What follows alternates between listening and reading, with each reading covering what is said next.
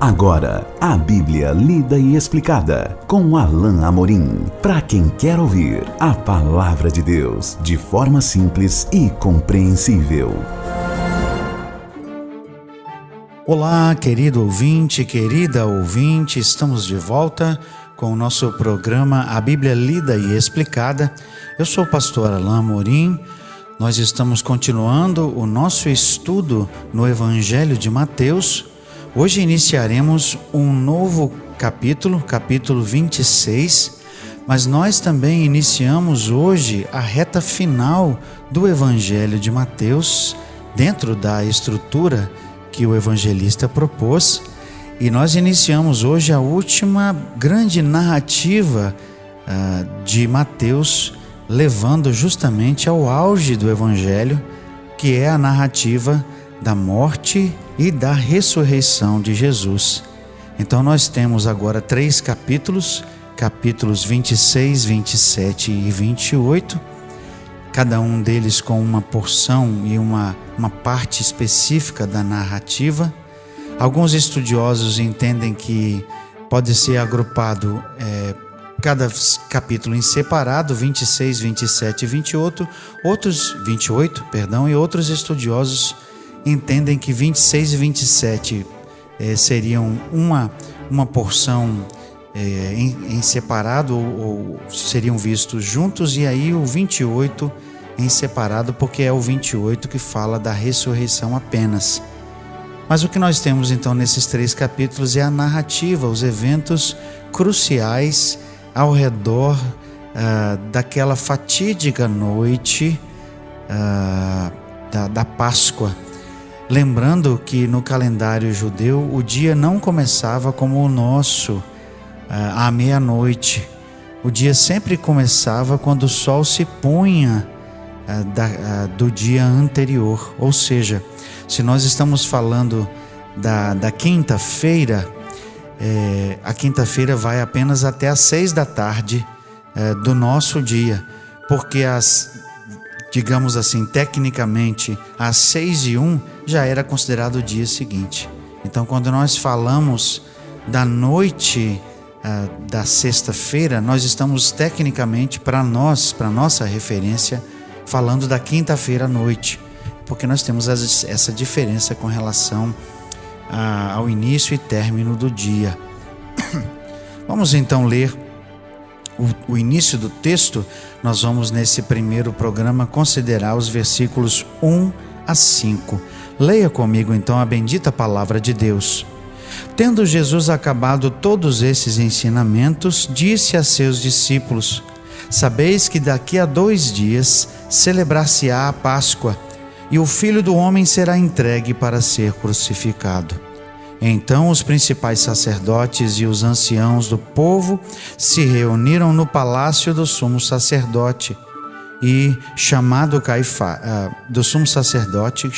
Caifás, melhor dizendo, e deliberaram prender Jesus à traição e matá-lo, mas diziam: não durante a festa, para que não haja tumulto entre o povo.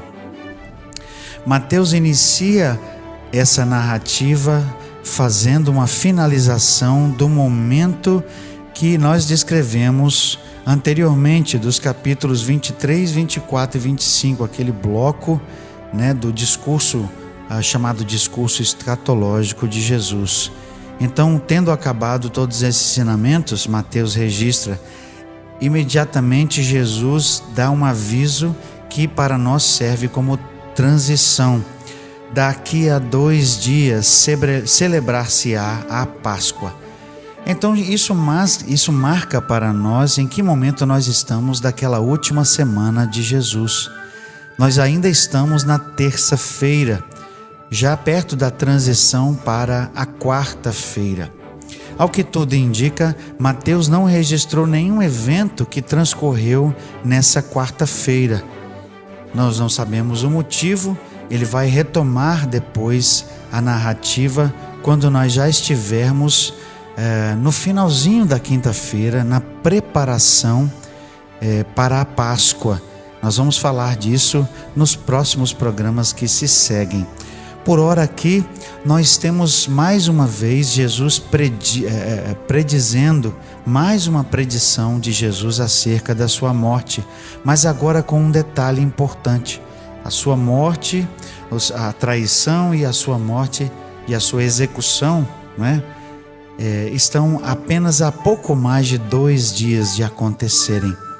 Nas outras ocorrências, nós tivemos 3 predições anteriores. Jesus não disse exatamente quanto tempo haveria entre a sua predição e a sua efetiva ocorrência, ou seja, o tempo exato. Mas agora Jesus prediz e dá o tempo certo, que é justamente durante a celebração da Páscoa. Nós veremos, meus queridos ouvintes, que isso é extremamente significativo por causa da celebração da Páscoa. Mas nós vamos falar disso quando nós estivermos aqui junto com Mateus, comentando justamente a ocorrência e a significação desse momento, quando estivermos falando propriamente dito da celebração da Páscoa em si. Aqui para nós é importante a observação de Jesus de que daí a 2 dias, durante a festa, Jesus seria realmente traído e seria executado durante a festa da Páscoa. Jesus então diz mais uma vez: o Filho do Homem será entregue para ser crucificado. Mais uma vez Jesus fala do modo como seria a sua morte de crucificação e o modo como se daria como se daria as circunstâncias da sua morte. Ele seria entregue.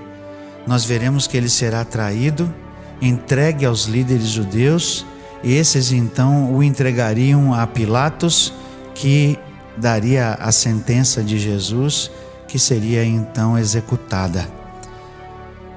E o verso 3 traz justamente essa questão da traição dos sacerdotes e anciãos do povo. Essa nota aqui é uma nota esclarecedora para nós, para que não houvesse nenhuma dúvida de que tudo isso estava sendo cuidadosamente planejado também pelos judeus e anciãos. É óbvio que Deus tinha controle absoluto de todas essas circunstâncias, e é óbvio que Jesus sabia. Então, para nós, do ponto de vista do próprio Jesus, é algo extraordinário que Jesus voluntariamente se sujeitasse ao plano de Deus e que voluntariamente se entregasse aqui e aquecesse ao plano, ao ardil dos judeus, ao ardil dos líderes que estavam planejando sorrateiramente prendê-lo e depois matá-lo. O verso 3 diz assim: os principais sacerdotes e os anciãos do povo se reuniram no palácio do sumo sacerdote, chamado Caifás. Deliberaram, ou seja, era um conluio, era um complô, era algo planejado por eles. E o texto diz claramente: a traição. Essa expressão aqui, literalmente, a palavra grega aqui é dolo, que sugere justamente a nossa palavra do português, algo doloso, algo que tinha uma intenção má por trás, uma intenção ruim por trás. Eles fizeram isso com toda a intenção realmente de matar Jesus, e era algo mal, era algo que eles estavam fazendo deliberadamente mal. E o verso 5 fecha esse primeiro ciclo dizendo o seguinte: mas diziam, não durante a festa, para que não haja tumulto entre o povo.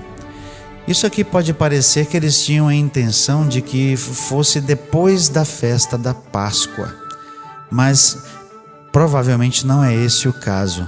A questão é que, como nós vemos aqui na própria narrativa do capítulo 26, eles estavam realmente planejando que acontecesse durante o momento da festa da Páscoa, que era uma festa de 2 dias praticamente, e em que afluía muita gente para Jerusalém. Então é melhor entender essa observação aqui, que eles queriam que fosse num momento à parte, longe das multidões, longe da atenção do povo, porque eles temiam o povo, especialmente aqueles que gostavam de Jesus. Eles queriam fazer isso às escondidas. E nós veremos que é exatamente isso que eles fazem, porque eles prendem Jesus de madrugada, na calada da noite, e o julgamento de Jesus ocorre durante a madrugada, justamente para evitar a atenção do povo, desviar a atenção especialmente daqueles que poderiam de alguma maneira prevenir aquele julgamento, a prisão do próprio Jesus, poderiam de alguma maneira impedir, pelo menos na mente daqueles líderes judeus. O que eles não sabiam, mas o que é o tempo todo mencionado por Mateus, é que isso tudo fazia parte do próprio plano de Deus. Isso tudo estava na mente de Jesus muito claro, como a vontade soberana do Pai para a sua própria vida, mesmo que para que essa vontade soberana fosse cumprida, o propósito sombrio e maquiavélico, o ato doloso e a intenção dolosa dos líderes aqui, junto com os anciãos do povo, fosse mostrada, fosse revelada, como justamente a atitude que estava no coração daqueles líderes o tempo todo em relação a Jesus. Que grande ironia! O Craig Blomberg, o nosso autor que eu sempre menciono, diz o seguinte: que ironia! Aqueles que queriam evitar a ira de Roma, porque aqueles líderes na verdade queriam evitar qualquer tipo de sedição e achavam que Jesus estava realmente com essa intenção, mas o Blomberg diz o seguinte: aqueles que queriam evitar a ira de honra, preferem a ira de Deus. Eles salvam suas vidas, mas perdem suas almas. Que ironia! Que pela mão dos líderes judeus, aqueles que deveriam acolher o Messias, Jesus foi traído e entregue à morte. Esse é apenas a primeira parte desse capítulo. Nós vamos continuar o nosso estudo no nosso próximo encontro. Até lá então, que Deus abençoe sua vida. Acesse agora nossa plataforma e baixe os podcasts www.rede316.com.br. A Bíblia lida e explicada com Alain Amorim.